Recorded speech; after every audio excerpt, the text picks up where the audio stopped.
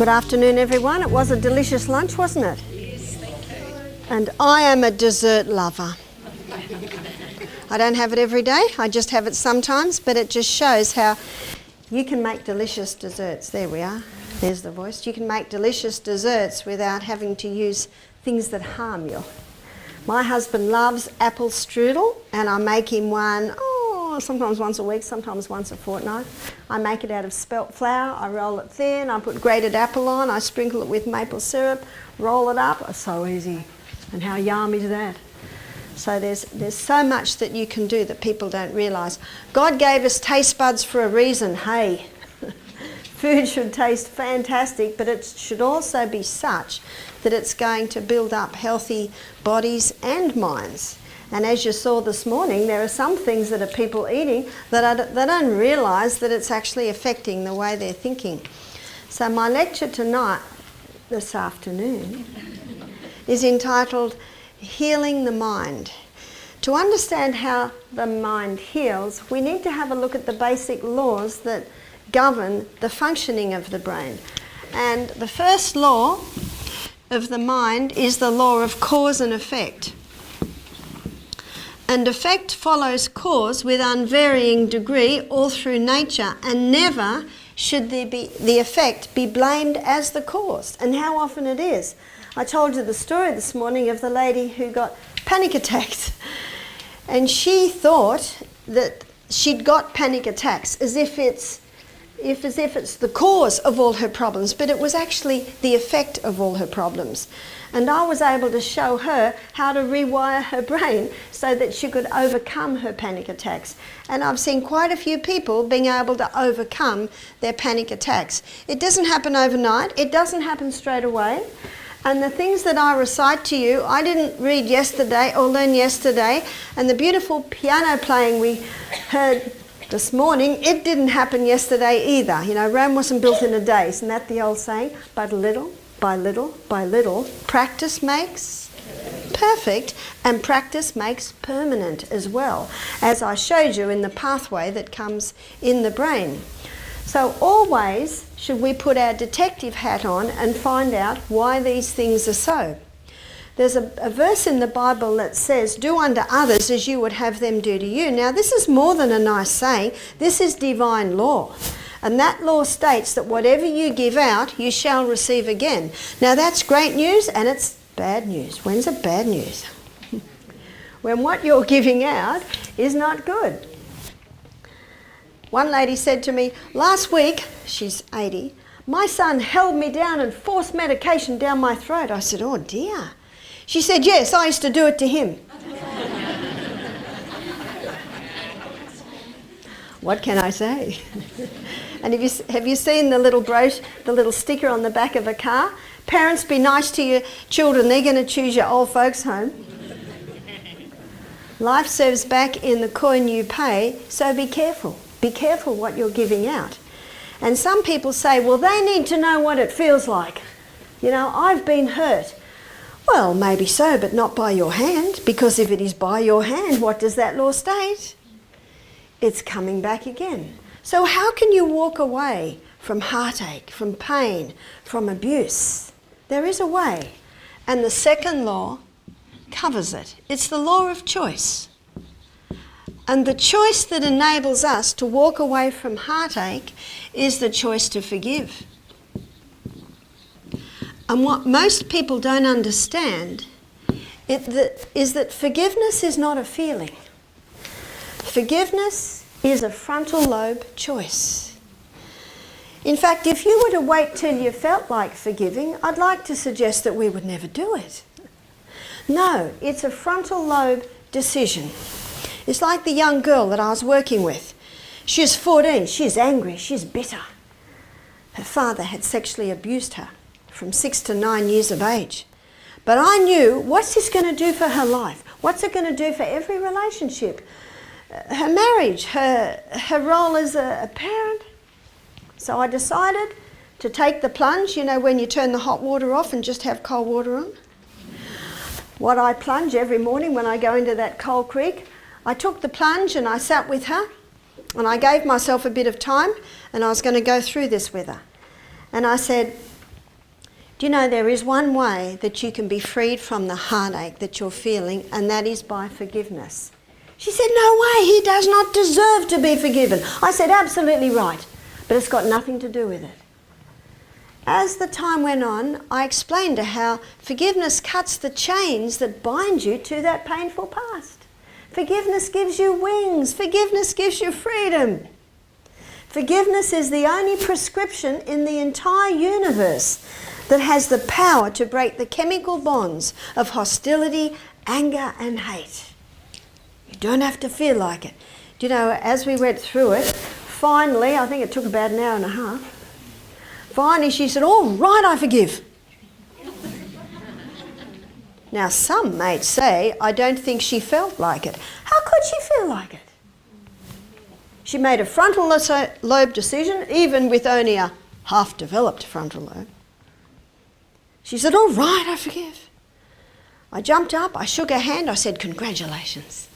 You have just made probably the most important decision of your life. Now when she said, all right, I forgive, we've got a tiny little pathway there. When I shook her hand, what did it do to the pathway? Just put a little bit more in there.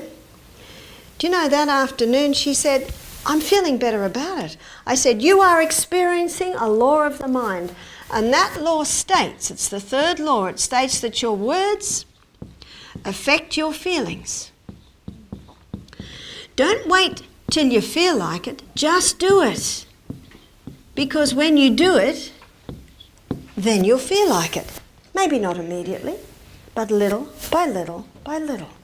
And every day she felt like it a little bit more, because practice makes perfect and practice makes permanent, as I showed you this morning. Now she had a pathway that was quite strong in her brain, which was resentment and anger. Do you know, research is showing now that anxiety, discontent, remorse, guilt, distrust can all break down the life forces and invite decay and death into the body.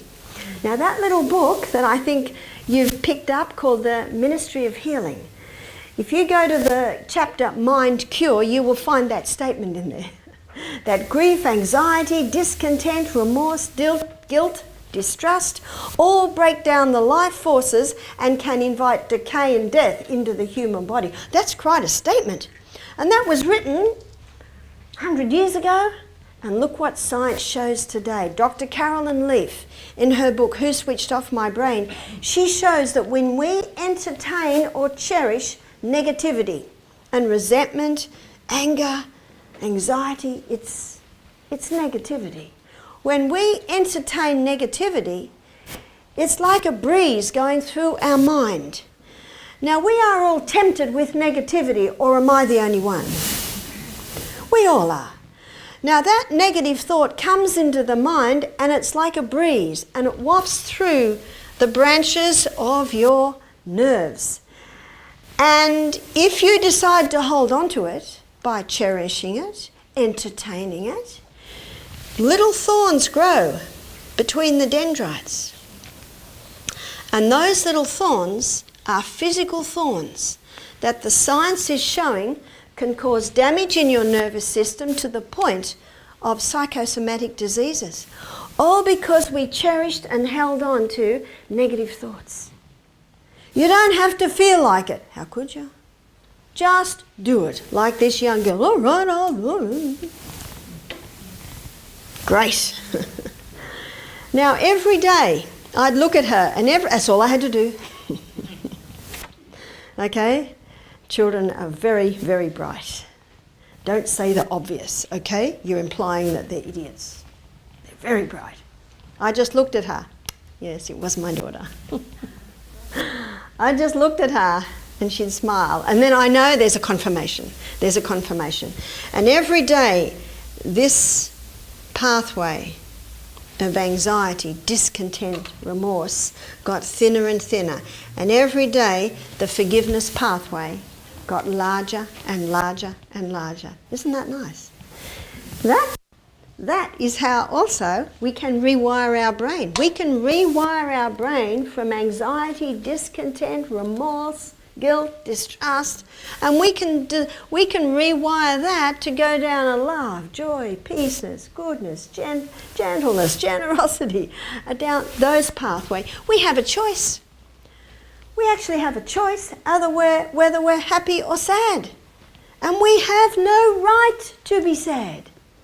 When I was in Nakuru, Kenya, Michael and I were driving slowly. We had to drive slowly because there was a girl in front of us who looked about 15 who had all these huge, huge containers of water. I don't know how she stayed up on a little bike, and we didn't want to be responsible for causing her to go over.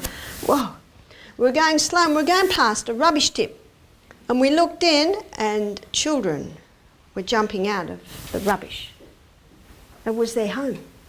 These children lived in the rubbish tip. And we're looking at them, and you should have seen the smiles, the biggest smiles you've ever seen. What was their home? The rubbish tip. What do you think they ate? Probably rotten banana skins. And my friend who has an orphanage there, she has a whole lot of little children, and I'd say to them, you like it here? Oh, I love it here. They don't beat me. I used to be beaten every day. One day it was a whip, one day it was a stick, one day it was the cord off the iron. I don't get beaten here. Huh? No, oh, my life is terrible. I used to be beaten. No, he was so happy. I said, so you like it here? He said, yeah, I've got a bed. No pillow, bed. They were so happy. They were so happy. You see, happiness is a state of mind. And you know what? We can choose that state of mind. So happiness is also a choice. Let me restate A.A. Milne, the poet. He said, the world is full of so many things, we all should be as happy as kings. But we also know happiness is not due to things, is it? It's not due to things. It's actually something that happens inside of you. So when we entertain or cherish negativity, those little thorns grow that have the ability to damage the tissues. And the longer they're there, the bigger they get. Love is also a choice. I'm so glad love is a choice. You see, 20 years ago, Michael O'Neill decided he needed a wife. So he made a list. He's a businessman, and if it works on paper, it must work if you're going to choose a wife. And he made a list of all the positives and all the negatives of every woman he knew. He was 39 at the time. Unbeknownst to me, I was on the list. We'd been friends for about 10 years. We used to see each other at homeschool camps. He had little ones, I had little ones. I knew that his wife had left him a few years ago. I'd been single for 4 years. Unbeknownst to me, he had this list. And I heard the story later. He said one name kept going to the top of the list, and it was Barbara Russ. But he said I had two negatives against my name. I was older than him. So I was 3.5 years older than him. He thought he never would have considered a woman older than him, but he said he was nearly 40, so what does it matter? The other negative was I had 6 children. Who's going to take on 6 children, eh? But he said when I moved up to the area and he got to know the children, they were really hard workers, so that went to the positive side. An army of workers. So he said to his daughter one day, after this list had been going on a year, he went in and he said, well, today's the day I will ask Mrs. Russ to marry me. She said, Dad, you have to ask her out. He said, no, there's going to be nothing emotional about this decision. Anyway, she must have worn him down, and I get a phone call. Would you like to go out for tea? I said yes. I very much liked Mr. O'Neill. I just thought you can't get near him with a 10-foot pole. And here he is asking me out. And I don't usually eat an evening bill, but sometimes you can find a little hole, can't you? We have to be social. Anyway, we talked about the weather and the health retreat. You see, he was the business manager at the health retreat where my daughter was working, and I was working also in the health retreat part-time because I still had children homeschooling. Anyway, 4 days later, he said to his daughter, the courtship's gone on long enough. Today's the day I will ask Mrs. Russ to marry me. Anyway, I was in my daughter's house, which was on the property, and he came in the afternoon. He said, I've got a few things I need to talk to you about. I said, yes. He said, well, I've been thinking about things and I think we should get married. That was it. I said, this is very analytical. He said, yes, I'm a very analytical person. I said, well, I think when two people marry, they should love each other. And when I said that, he went, He said, well, I'm very attracted to you and I love your character. And I thought, wow, Mr. O'Neill thinks that about me. I certainly feel the same about him. So I said, yes, I will. Just like that. It seems like a very frivolous answer to a life-changing question, but Michael and I had known each other casually for 10 years, and for the last 3 years my daughters had worked for him, so I'd got to know him a bit more, and I thought, yeah, I like this guy. It's just that I thought you don't allow yourself to like because it's unsafe. So what was in? He said, great, meet me tonight at my house with all the kids. Now this is the age of the kids. Mine 10, he's 11, mine 12, he's 13, mine 14, mine 16, mine 19, mine 21. They were the ages of the children. Today, they are 29, 30, 31, 32, 33, 36, 39, 40. And 7 days ago, my eldest daughter was supposed to have a baby. We're still waiting. That's number 16th grandchild. She has home birth. She says she's going to wait. So Michael said, no need to wait, let's get married. But you just can't get married. We had to wait 2 weeks. But what was interesting is the next day he walked past the window and my heart began to beat and I thought, oh, that's right, I'm marrying him. When I said, yes, I will, my feelings followed. It's a law of the mind that your words affect your feelings. And I must say it's one of the best decisions I made. Your choice to love is here. It's a frontal lobe decision. Now you're not going to choose someone who asks because you think, well, for a woman you'd be looking at a good provider, that is a good man. No, there must be an attraction. But how often is it the attraction is the only thing? You see, Hollywood's wrong. Did you know that? You look at the movie stars. They're on their 3rd and 4th and 5th partner. They don't know what love is. Love is a choice. And I'm so glad love is a choice. And so when I ran over Michael's computer with the car, it's a long story. See, where I live, I've never locked my door, never locked my front door. I never take the keys out of my car. We live out in the bush. And we're in the city, and the suburbs around the city. And Michael's driving every night. I don't mind driving. I used to drive all the time when I was younger. But he's called away. And so I have to come out and get in the car to go to the meeting. And I come out of the car. I come out of the house. There's the car there. I've got his computer. He kept saying, don't forget my computer. Yes, yes, yes. Oh, it's locked. I put the computer down. I run around to open the door. I found out later I could have pressed a button. I run back inside. I get the box. Diligence is my second name. I get the next thing. I run round. I get in the car. I go, boom. What was that? Anyway, I roll back a bit and there it is on the driveway. The handle of the computer case just... Oh dear. And then I get a call. It's Michael. How are you going? All right. What's the matter? You know how you just dive in the deep end? I just ran over your computer in the car. Oh. Well, I've got to go. I'm backing out now. Yeah, righto. Now, what do you think I'm challenged with right at that point? You idiot. Huh? Aren't we often the worst on ourselves? So my feelings are saying, you idiot. Anyway, early that morning, I gave my frontal lobe to God. I went to bed early. I'm not taking any of these things. I'm exercising. I'm drinking my water. I'm having nourishing food. So frontal lobe is sparky. Can you see why we need it to be sparky? It's sparky. So when feelings go, you idiot, frontal lobe says, oh, settle down, it was an accident. You're not used to locking the car. It was dusk. Oh, what have I done? Oh, settle down, you're about to speak to 80 people. Just let it go. Can you see the dialogue? And that's where God communicates with you. That's why it's so good to give it to Him. You get some good messages. So you know what I said to my feelings? Back off. Remember the wild horse? Whoa, put the reins on. Back off, back off. And I let it go. It was a struggle. It was a struggle. And every now and then it came up again, back. So, what if I'd taken it on? I probably would have started crying, then I can hardly drive, how am I going to lecture?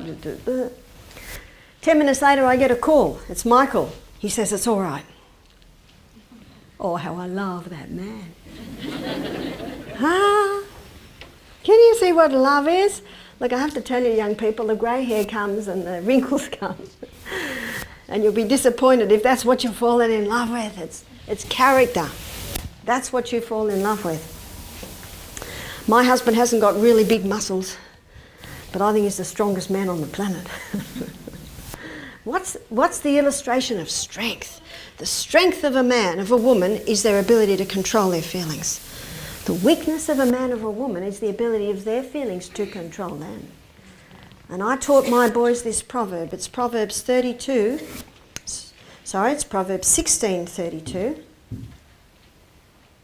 I think it's 16:32. He that is slow to anger is better than the mighty, and he that ruleth his spirit than he that taketh a city.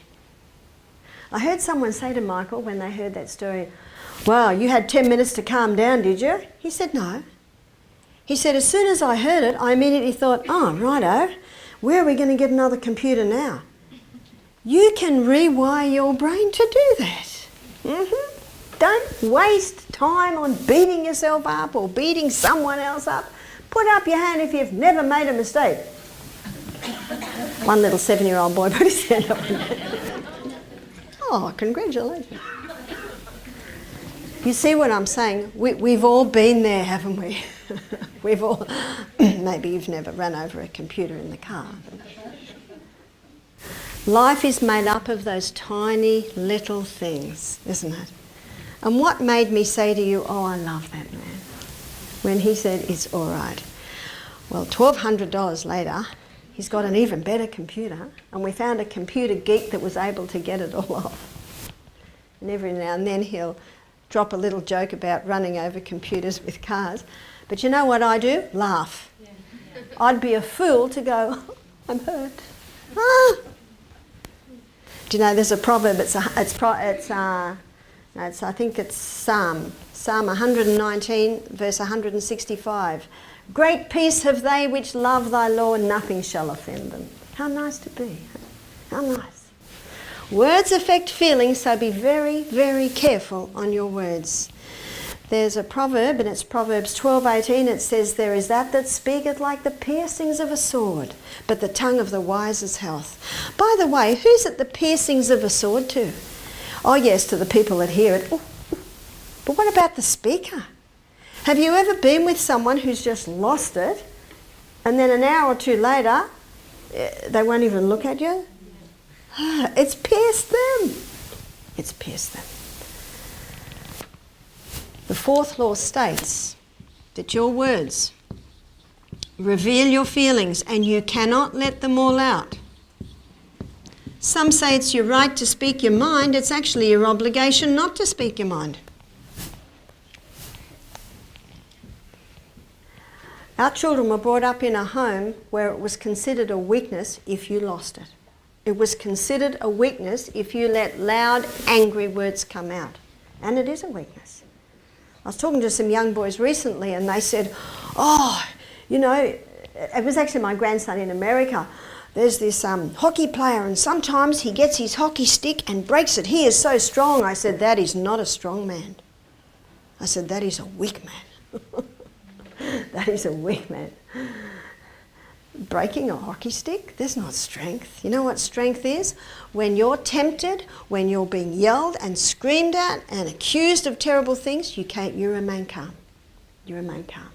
And if that is happening to you, You know what you say in yourself? Poor guy, poor girl, they've got a real problem. I better pray for them. Huh? That is the best attitude to have. You have no say over what people say to you, but you have total say over what you do with it. You have total say over what you do with it. Your words reveal your feelings, and you cannot let them all out. Proverb 29:11 states, "The fool utters all his mind, but the wise man keeps it until afterwards." There's another proverb, it's Proverbs 13 verse 3, it says, "He that open his mouth shall have destruction, but he that keepeth it shall have peace." And there's another proverb, it's Proverbs 17:27, it says, "Even a fool when he holds his peace is counted wise, and he that shutteth his lips is esteemed a man of understanding." And in James 1, I think it's verse 19 or 12, one of those, it says, "Let every man be swift to hear, slow to speak, slow to anger. For the wrath of man worketh not the righteousness of God." So be careful on those words. "But I'm upset." We'll go for a run. "Can't run." Have a cold shower. "Haven't got a shower." Have a great big drink of water. Go outside and breathe deeply. Do not speak until good boss is once against the boss. Because when feelings are boss, what comes out is not good. And oh, how many words have been said that should never have been said. I'll tell you the story of my fifth son, Peter. He was dyslexic. Well, he is dyslexic. He just couldn't get anything. I'm glad he's my fifth child. I didn't teach him till he was 7 because he just wasn't getting anything. When this happened, he's 9. He knows all his letters, he knows the basic words, and he's doing school by himself. The school that I taught my children, basically that was a self-taught school. I would teach them the basics, and then they had little booklets that they worked on and I would oversee. I'm with James, who's 8 years old, and we're doing long division. "Mum, what's this words?" "Peter." I said, "James, hold on a minute, I'll just check Pete." And I looked at the word and I saw red. The word was the. I've told him the thousands of times. What do my feelings do? What is the matter with this kid? When is he going to get it? I had to leave long division for the. Now early that morning I gave my heart to God. Frontal lobe's there. None of that are in. All working well. So there's this frantic dialogue.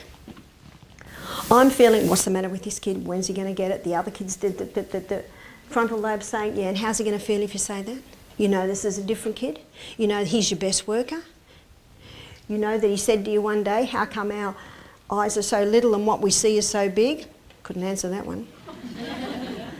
He's a different kid, you know. Can you see the dialogue? What would I have said if that was going in and I'd gone to bed too late because I was on Facebook and I wasn't drinking my water and Peter, what's the matter with you? When are you going to get it? How many? And if I had said that, how do I feel now? There is that speaketh like the piercings of a sword. Pierce. I feel like an idiot. I walk away, Peter's crying, Jessica's crying. Do I feel like helping James with his long division now? Watch out anyone who gets in my way. Can you say that? The battle was fierce. I took some deep breaths. Peter's just still looking at the word. The Peter? Oh, as if I've never told him the before. And I walk away. That's it. No need for it. I'm walking away. When I walk away, how do I feel? Like a mighty conqueror. Do you know the Bible says in Colossians 4 verse 6, let your speech be always with grace, seasoned with salt, that you may know how you ought to answer every man. It was a battle, but I won. And when you win that battle, do you know it's easier to win the next one and the next one. It would be better that you ran outside and ran round the block 3 times with your nightie on than lose it with your children. And then the funny farm truck comes because there's a lady running around in a nightie. Oh, it's perfectly all right, just my morning walk.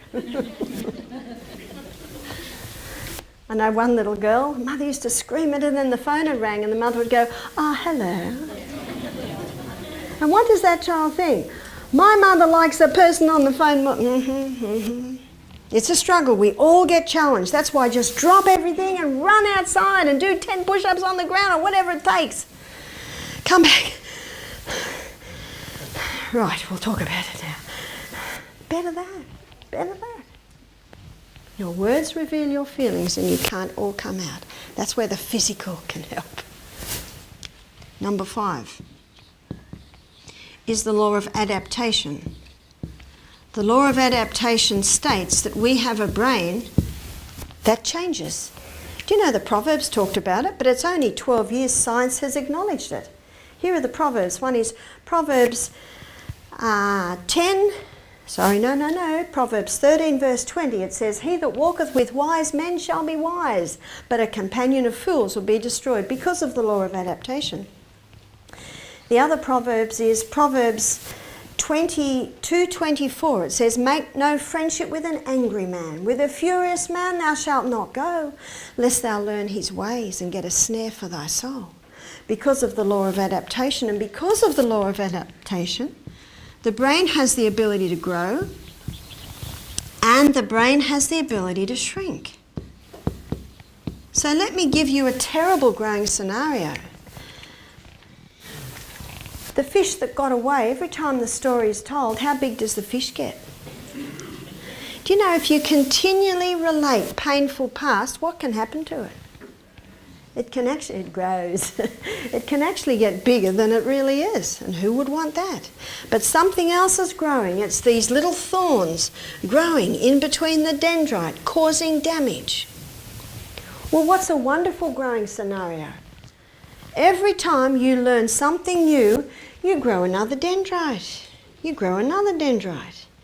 Learn a new piece on the piano. I love knitting. Every time I learn a new pattern, I grow another dendrite. I am learning to play the recorder. Michael doesn't run out of the room every time I pick it up now. Every time, a new dendrite, a new dendrite. And that one nerve cell, and we've got 1 trillion in our brain, it has the ability to grow 70,000 dendrites, as I mentioned this morning. Whoa. So what causes the growth, the best growth? Learning a musical instrument. Can you play a musical instrument? The rest of the day, oh good.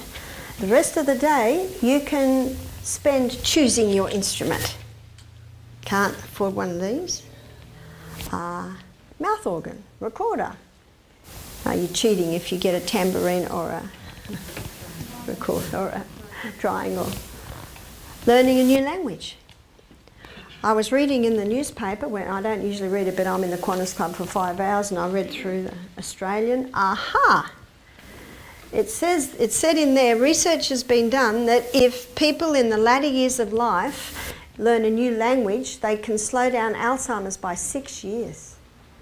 And all they have to do is spend 5 hours a week learning the new language. That's incredible, isn't it?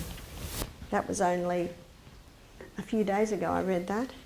Also memorising scripture. The Word of God is powerful. There's a wonderful verse, it's in Hebrews 4 verse 12. It says, "The Word of God is quick, powerful, sharper than any two-edged sword, piercing even to the dividing asunder of soul and spirit and of the joints and marrow of the heart." Wow. I love learning the Word of God. Memorising is one of my favourite things to do.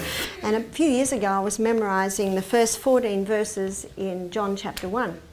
And I'm walking away and walking up the hills and I couldn't remember verse 9. I couldn't remember verse 9. So what I do is I go back, I go forward, I go upside down, back to front, and I couldn't get it. And I'm getting nearer to the house and I start running. I started running and I ran inside, opened the Bible. That was the true light that lighteth every man that cometh into the world. I'll never forget verse 9. It's actually fun playing games with your brain. I love it. And this morning there are a couple of verses I wanted to remember and I could only remember the first verse and I would not open my Bible. I challenged it, and then I went somewhere else and then I came back and challenged it again. And finally I got it. Because it's in there. It's in the pathways are in there. If you learnt piano as a child, the pathways would be there. My son-in-law grew up in Minnesota, Wisconsin, and he learned to skate on the ice as a child, 5-year-old child. He said, it's interesting, we learn to skate really good when there are no parents around. And did you know that no child will throw a tantrum for another child? Have you noticed? Just for parents. But they'll soon stop when you throw the bucket of cold water over them. Just lure them outside so you don't mess the carpet up. Wonderful tonic. And if the child goes, that was cold, the parent can say, yes, sweetheart, you were just getting a little hot under the collar. I just thought I'd cool you down.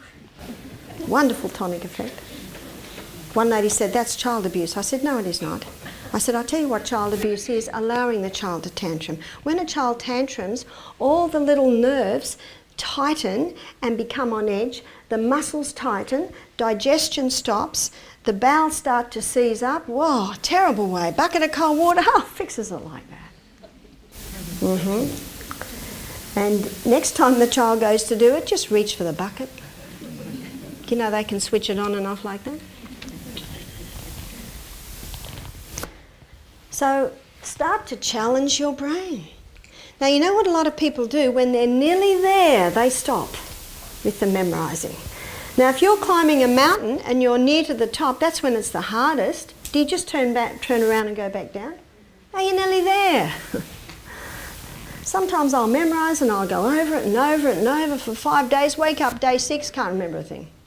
That's when most people stop. But challenge it, and it will come to you. What's a terrible shrinking scenario? If we don't use our brain cells, we lose them. So you've got no choice, unless you want to lose them. We choose the pathways we travel in our brain. We choose the dendrites that we develop. That's why choice is one of the most wonderful things that God gave to us. If you have some habit pathways that you're not happy with, guess what? You can change them. Not easy. Not easy at all. But nothing worth doing in this life is easy, is it? It's hard work. Hard work. What's a wonderful shrinking scenario? When you forgive everyone who's ever hurt you in your life, ever misunderstood you, abused you, when you forgive, you turn that painful past to dust. Now there's no bad smell to draw you down there anymore. Isn't that good news? And because you don't keep going down there, the pathway grows weeds on it and it's just not a well-worn pathway anymore. We never forget, but it needn't be part of our everyday life. You know, sometimes on the news you'll see there's been a car accident and a girl's been killed, and here we are a few months later and the young man that was driving the car's in court, and he gets 1 year. And the parents of the girl that was killed are hoping he'll get life. Do you know, that young man will have to live with that for the rest of his life. And the parents come on and they say, we can have no closure now. You can have closure immediately. You can let go of it right now. Some say, but look what they've done. I said, life serves back in the coin you pay. The person that did this to you needs your prayers. I hate to think of what's coming back on them. One lady said, I've been watching a long time, it hasn't come back yet. Stop watching, stop watching, stop watching. Something else happens when you forgive. Let's say everyone here, we all forgive. Anyone who's ever hurt us, misunderstood us, abused us today. And if you wonder who that is, I can promise you something, God will bring it to your mind. And when he brings it to your mind, you might go, oh, not them. That's the one. That's the one. Just forgive. Just say, Father in heaven, give me the courage and the strength to forgive. I forgive them. I know one lady shouldn't even say the name. Just him, her. That's all right. It's your first step. It's your first step.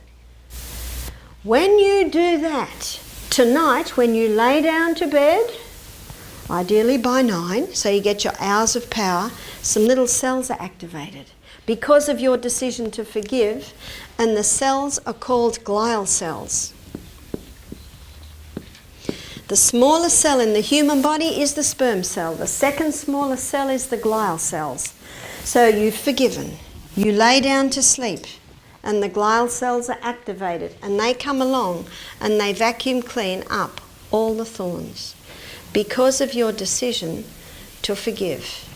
Science now shows us that forgiveness has a physiological effect in the brain to clean up the thorns, to clean up the debris. Glial cells are the vacuum cleaners. Now, if you want to pursue that a little bit more, Dr. Carolyn Leaf, she's an American, I think she's a psychiatrist. She's written a book, Who Switched Off My Brain? It's not a big book, but it goes into detail on describing that. But I've basically given you the bottom line. So it's a not negotiable subject. We just got to do it. And when you understand that you don't have to feel like it, that it's a frontal lobe decision, just do it. Just do it. Number 7, the final law is the law of diversion. And the law of diversion states that when something's so firmly denied as to refuse any hope for it, the brain has the ability to divert to other pursuits. Don't you love that law? What's the old saying? When God closes a door, he opens a window. My son James, when he was 13, he said, Mum, sometimes the window's bigger than the door. Have you found that? A guy that did our program, he was Italian, he said, no, Barbara. He said, what we say is when God closes one door, he opens two. That the trials in your life not be rocks to crush you, but stepping stones to greater things. The choice is ours, and I thank God for that choice. Thank you for your attention. We're going to have a break now. I just realised I've gone a bit over time, and it's 4:15. So we'll come back at 4:30. So it's not. It's 4:45. Sorry, what it is the light from something was on it.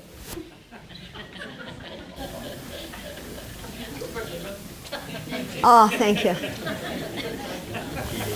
Thank you so much. Well, may I suggest something, that we have our break and that we come back at 4:15. Can I do that? Yeah. We can't, yes, I've got a nod. We can come back at 4:15. So we've got a half-hour break, and when we come back, we're going to have a look at how you can safeguard your brain against depression. And what I'm going to do as I begin the lecture on this, I'm going to list some of the main causes of depression, because if you don't know what the cause is, you can never have a cure. But part of this lecture was hearing what you heard this morning, hearing what you've heard now, and so having heard both of those lectures, we can springboard a little bit further into the area of depression. So I look forward to seeing you in half an hour.